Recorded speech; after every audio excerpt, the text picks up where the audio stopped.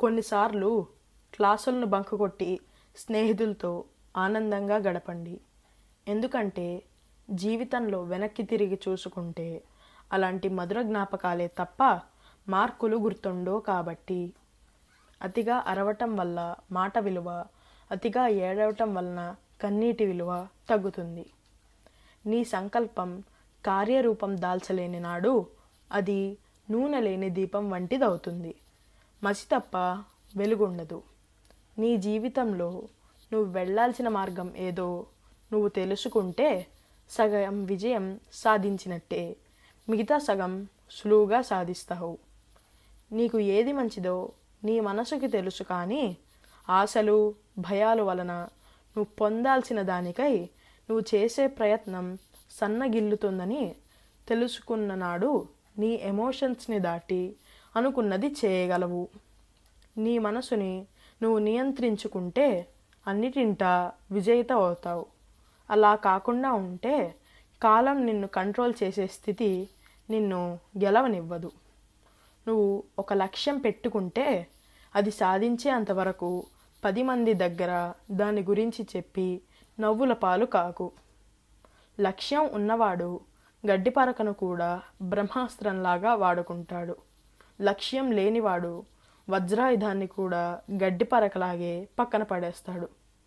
అది సాధిస్తాను, ఇది చేయగలను అనే మాటలతో టైం వృధా చేయటం కంటే చిన్న పనిలో అయినా విజయం సాధించటం మేలు.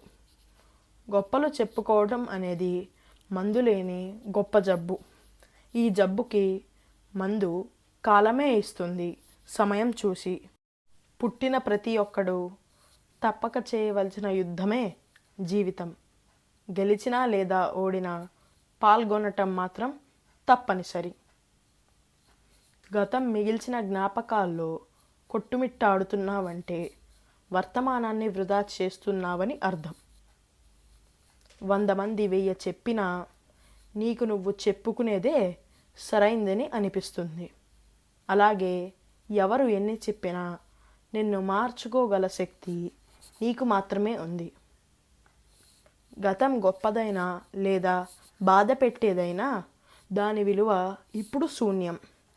ఇప్పుడు నువ్వు వృధా చేసే ఈ క్షణం ఒక రోజుకి నిన్ను బాధ పెట్టే గతం అవ్వగలదు. చిన్నతనంలో గురువులు చెప్పే పాఠం శ్రద్ధగా వినకపోతే పెరిగాక నీ చుట్టుపక్క వాళ్ళు చెప్పే గుణపాఠం చాలా కఠినంగా ఉంటుంది. నీ ఆలోచనలే నీ కోరికలు అవుతాయి, నీ కోరికలే నీ జీవిత గమ్యం అవుతుంది. కాబట్టి నీ ఆలోచనల పట్ల జాగ్రత్త వహించు. నువ్వు దేనికైతే అతిగా విలువనిస్తూ ఉంటావో అక్కడే నువ్వు ఎక్కువ బాధపడుతూ ఉంటావు. కాబట్టి అతిగా దేన్ని చేయకు. నీ గురించి నువ్వు చెప్పేదానికంటే ఇతరులు చెప్పేదానికై విలువ ఎక్కువ. కాబట్టి నీ గొప్పతనం గురించి చెప్పే అవకాశం ఇతరులకే ఇవ్వు. చుట్టూ ఉన్న 10 మంది నీకు నచ్చినట్టు ఉండరు.